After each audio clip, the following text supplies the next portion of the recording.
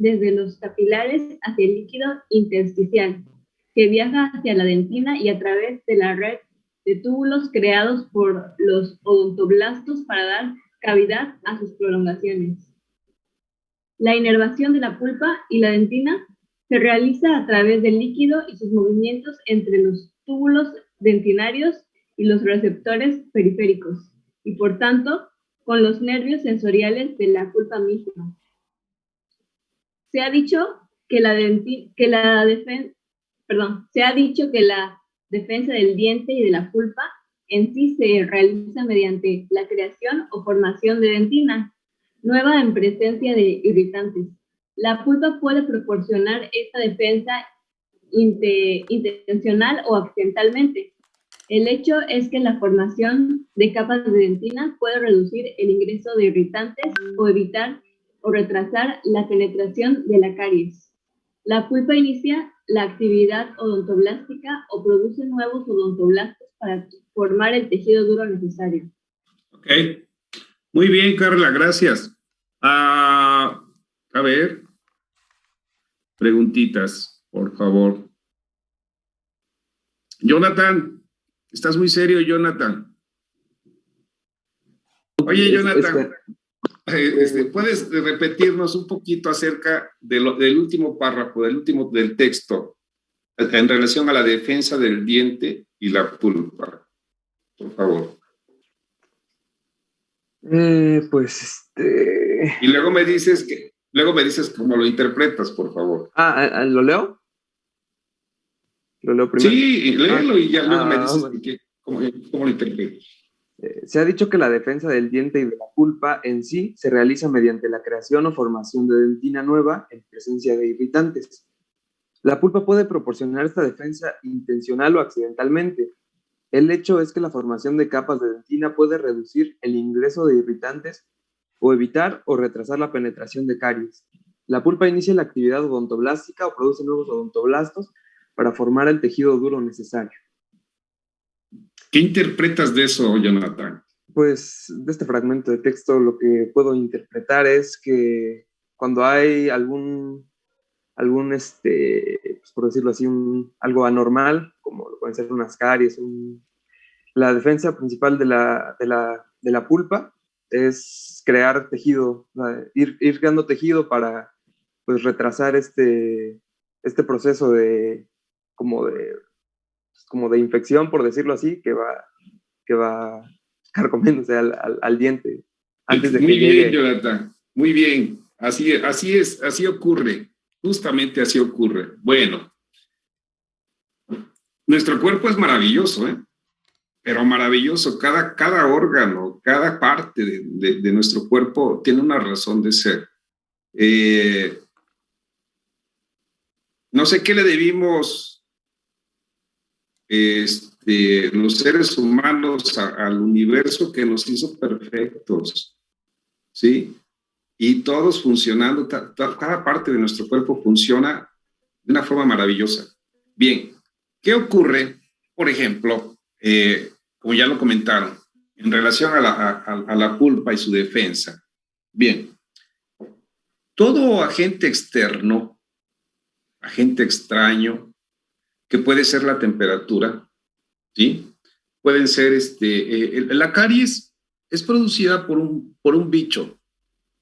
¿Qué bicho es? ¿Una bacteria? Una bacteria. ¿Qué bacteria es? Es un Streptococcus mutans. Ok, correcto. Bien. Cuando, por ejemplo, el estreptococo llega a afectar una parte del tejido dentario, alguna zona en específica, ¿sí?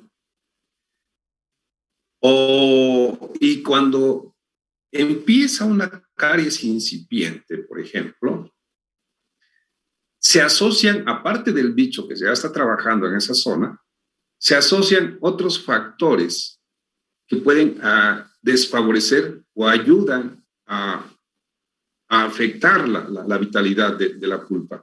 ¿Qué factores pueden ser?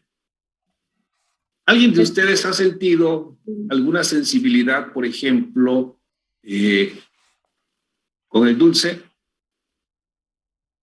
A mí sí me pasa. Sí. Sensibilidad dental me refiero, ¿eh? Con el dulce. Con el chocolate. Sí, ¿Alguien ajá. lo ha sentido? Con el chocolate, claro, sí, por ejemplo, sí. Con el frío, Y cuando muerdes una paleta, yo no puedo. ok, bueno, con el frío, lo caliente, líquidos calientes, sí, ok. Bueno, son agentes externos que pueden deteriorar o están afectando la pulpa. Por eso, sensorialmente capta esta información y la pulpa, ¡pum!, se activa y hace que los odontoblastos empiecen a generar tejido dentinario, a protegerse. Hagan de cuenta como que empiezan a formar otra capsulita, capitas, capas, para que esos agentes externos no le dañen, ¿sí? Bien, bueno, ¿nosotros qué tendríamos que hacer entonces? Por ejemplo, si estás haciendo una revisión, ya haces una valoración clínica y te das cuenta que hay una lesión cariosa y están estos factores que comentamos y empieza a haber una lesión, que esa lesión empieza a ser en una cavidad, un pequeño orificio diminuto o grande, dependiendo qué tanto avanzado sea. Y así va a ser el tamaño de la sintomatología. Bueno, entonces la responsabilidad nuestra va a ser justamente identificar en dónde están ese tipo de lesiones, ¿sí? Y el objetivo será retirar lo que está causando mal, preparar el tejido y colocar los materiales adecuados para proteger al órgano dentario. Y dependiendo de la profundidad, ¿sí? Y dependiendo de la extensión del daño, extensión me refiero, extensión en superficie, ¿sí? Profundidad es otra cosa, ¿sí? Recuerden que los tejidos en el órgano dentario están en capas. La capa externa es el esmalte, me refiero a la corona clínica. La capa externa es el esmalte, después sigue dentina y luego está la pulpa, el tejido pulpar. Ok, bien. Entonces, si tenemos una lesión que en profundidad nada más abarca el esmalte, habrá que observarla y determinar qué tipo de material vamos a utilizar para restaurar, para restituir esa superficie. Si esa lesión ya está abarcando esmalte y dentina, igual, vamos a elegir, vamos a ver qué material es el más adecuado para ese tipo de lesión. Si la lesión ya incluso tiene una profundidad tal que está muy cercana a la pulpa, también habría que tenemos que determinar qué material es el que ofrece las mejores condiciones o características para proteger el tejido pulpar. Esto es en cuestión de profundidad. Ahora, en cuestión de extensión, ¿sí? No es lo mismo 1 milímetro que 5 milímetros, que 6 milímetros. No es lo mismo que se destruya apenas una fosa o una foseta a que se destruya toda una cúspide. ¿Sale?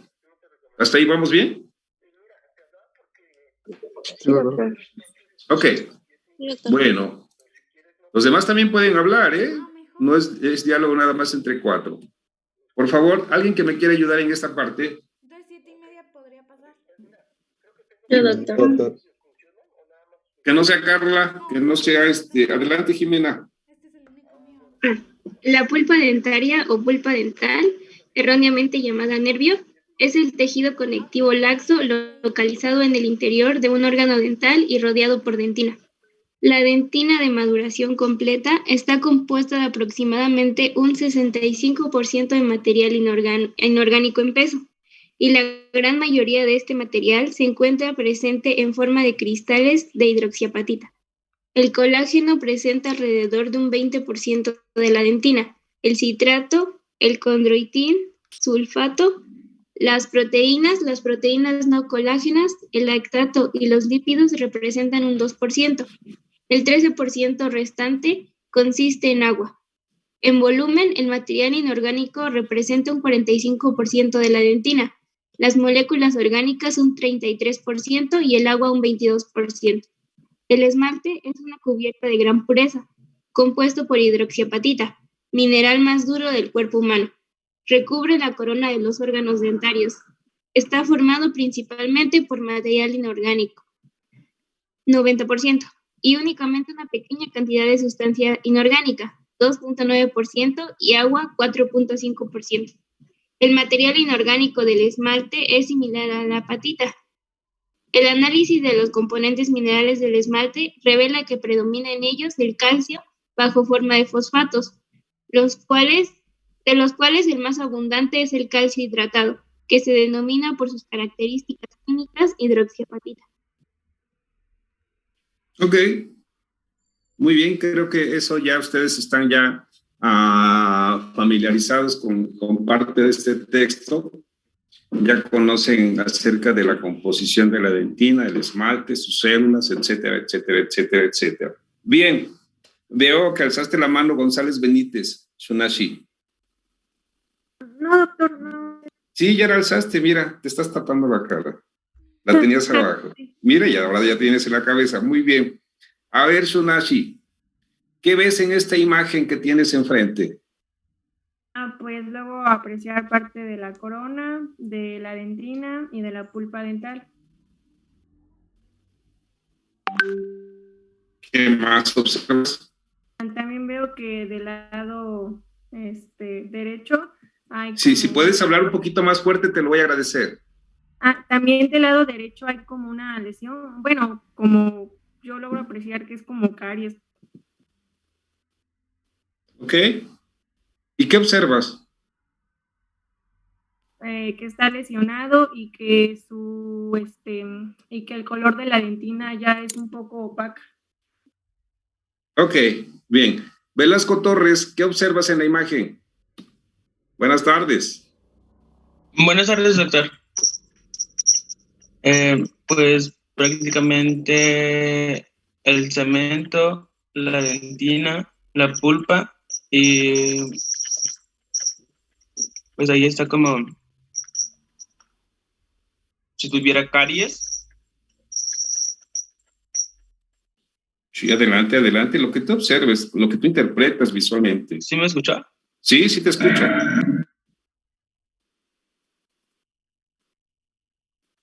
Ok, pues...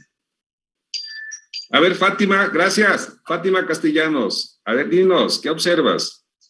Bueno, yo observo que es pues, un órgano dentario que tuvo una lesión cariosa que pues interpasó las 3 capas, pero se detuvo con una restauración antes de llegar a la pulpa. Sí, perdón, ¿puedes repetir lo último?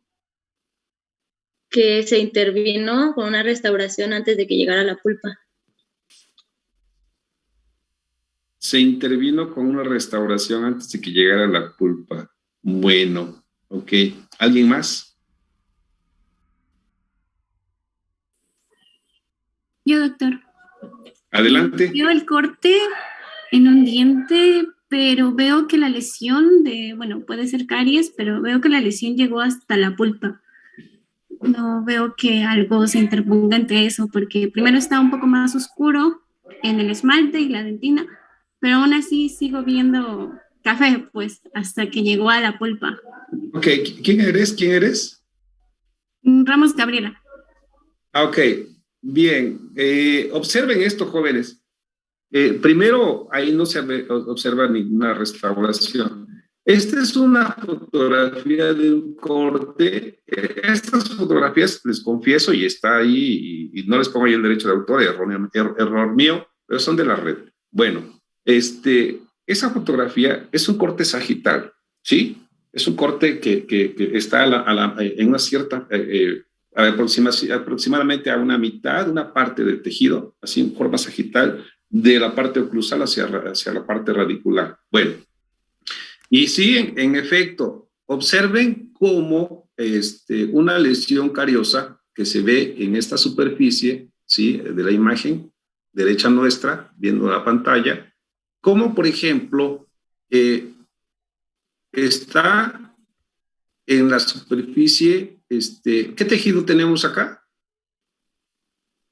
Esmalte. Esmalte. ¿Y qué acaba de decir en este texto? Que el esmalte es el ¿qué? El mineral más duro del cuerpo humano. Es correcto. Bien. Dependiendo de las características del medio, del sustrato, del tiempo, las bacterias van a estar trabajando, ¿sí?, en las zonas de los órganos dentarios, en las superficies, y van a ir penetrando, van a ir eliminando el tejido lentamente. Esta lesión no se hizo en un día, no se hizo en 2 días, en una semana, en un mes, 2, 3 meses. Seguramente se hizo en mayor tiempo.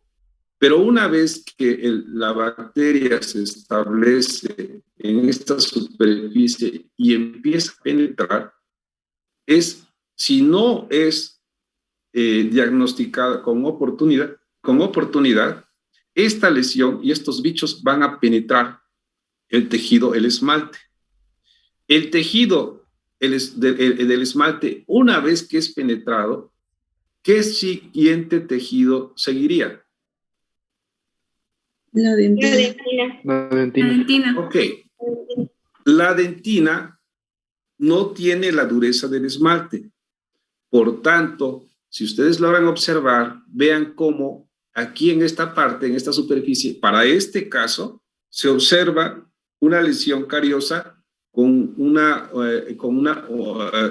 penetración más pequeña y ya llegando a dentina se amplía. ¿Por qué creen ustedes que se ampliará? Porque es menos duro el material que el esmalte. Porque es menos calcificado. Y una vez que penetra el esmalte, la dentina, los bichos empiezan a trabajar de tal forma con más facilidad, con más tranquilidad, y se expande. ¿Sale? Ahora, ¿qué otra característica tiene el bicho? Porque llegó al esmalte y no nada más se encargó de destruir esmalte,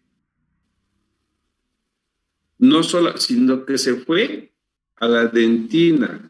Y una vez que empezó a estar en la dentina, se dirigió ¿hacia dónde? La pulpa. Hacia la pulpa. Radicular. Al tejido pulpar. Aquí ya no tenemos pulpa, pero tenemos sí el espacio que en algún momento alojó a la pulpa. ¿De acuerdo? Entonces observen, hagan de cuenta, entonces, no hagan de cuenta, mejor, quédense enterados. Una lesión, en una superficie dentaria, una vez que el bicho, el Streptococcus mutans, se establece en una superficie y empieza a penetrar o dañar el esmalte, lo empieza a penetrar lentamente hasta que lo llega totalmente a penetrar y empieza y continúa con la dentina. Y afecta a la dentina, ahí sí, en un tiempo más rápido.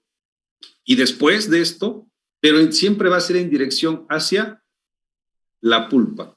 Bueno, la gran responsabilidad que van a tener ustedes, que tenemos los cirujanos dentistas, es justamente, y hablando de materiales dentales, y más adelante ustedes harán ya sus prácticas clínicas, conocerán más de la teoría, etcétera, etcétera. Para eso existirá una materia que se llama operatoria dental, ¿sí?, donde hablarán de las lesiones y de las formas de cómo las van a tratar, cómo van a hacer el tratamiento de esos espacios para poder colocar los materiales de los que vamos a hablar.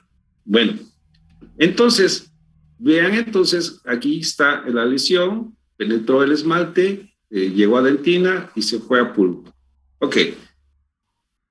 Si nosotros diagnosticamos o tratamos con más oportunidad este padecimiento, esta enfermedad, ¿sí?, nuestro éxito en el tratamiento estará casi garantizado. si lo tratamos, si lo diagnosticamos, si lo observamos al principio. Si después, si ya que penetró el esmalte, todavía lo observamos y lo tratamos, bien. Cuando está en dentina, bien, al principio, pero conforme más al fondo va penetrando, más cerca del tejido pulpar, el riesgo de dañar al tejido pulpar, de afectar la vitalidad de la pulpa, va siendo cada vez mayor. Y si se afecta el tejido pulpar, puede ser de forma reversible o irreversible. Reversible, ¿qué quiere decir? Que probablemente por las condiciones de cercanía, pero no del todo, y del tamaño de la lesión, ¿sí? Si nosotros elegimos los materiales adecuados y los colocamos en esa zona, es posible que logremos rescatar ese órgano dentario. Pero también puede ser irreversible, que ya la lesión haya avanzado mucho, o bien nosotros nos equivoquemos y no elijamos el material adecuado para las condiciones, ¿sí?, de la lesión. Lejos de ayudar, vamos a afectar el tejido pulpar y vamos a cooperar lesionándolo más, incluso llevándolo a la muerte. ¿Hasta ahí vamos bien? ¿Me siguen? Sí, doctor. Disculpe, doctor, una pregunta. Dime. ¿Cómo se puede saber que la caries no ha llegado hasta la pulpa? Porque, bueno, lo ideal sería tener siempre el corte en los dientes, pero pues no podemos sacarlos, ¿no? Pero ¿cómo sabemos de que no ha llegado hasta la pulpa? Ok, perdón, ¿cuál es tu nombre? Gabriela, Ramos Gabriela. Gabriela, ahora bien te voy a hacer la pregunta. Te la voy a responder con otra pregunta, pero tratando de ayudarte, tratando de despertar un poquito la imaginación. ¿Sale? Perdón, ¿tú tienes algún nexo con algún cirujano dentista? No, ninguno. ¿No? ¿Nunca has estado en un consultorio? O sea, sí, pero pregunto en el sentido no. de que a lo mejor tu interés o tu curiosidad te ha llevado a acercarte con un dentista y te ha mostrado algo. Sí, creo que ya sé más o menos la respuesta. A ver, dime, entonces compártenos. Una radiografía.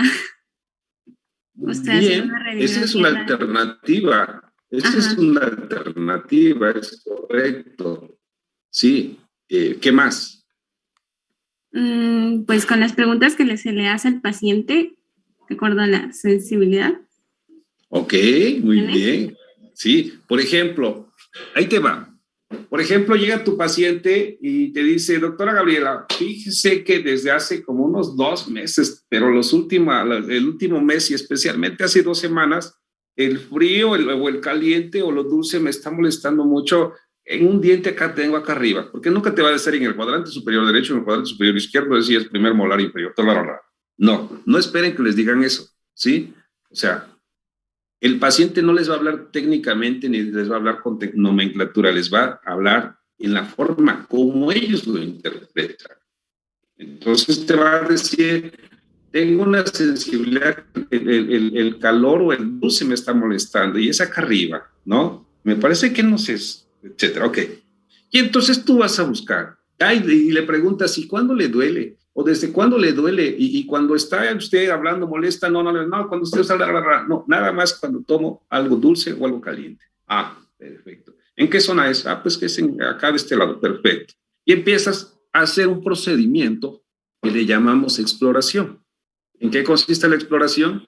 Obviamente, apoyándote en un instrumento, ¿sí?, que se llama explorador, o también te puedes apoyar en otro y en un espejito, empiezas a observar qué superficies de los órganos dentarios están irregulares. ¿Sí? Y a lo mejor, por ejemplo, vean esta lesión, jóvenes, se encuentra en una parte proximal. ¿Qué quiere decir proximal? Seguramente en contacto con otro diente adyacente. Y esas partes, huesos, a veces esas superficies son un poquito difíciles de encontrar. Para eso nos apoyamos del instrumental. Bueno, pero suponiendo que lograste verla también, viste, es un puntito por ahí. Ok, entonces el diagnóstico lo vas a hacer clínico, es decir, observable, lo que tu ojo te permita ver. Y por otro lado, también lo vas a hacer con el instrumento, a través de un explorador, que es un instrumento que tiene una puntita, ¿sí? Y esa puntita se va a detener donde la superficie esté irregular. Ok. Ahora bien, aparte de eso, si no es suficiente, te puedes apoyar con una radiografía, ¿sale? Y entonces ahí en la radiografía sí puedes observar, ya saben ustedes que es una zona radiolúcida y que es una zona radiopaca. Vas a encontrar una zona radiolúcida o radiopaca. ¿Qué sería?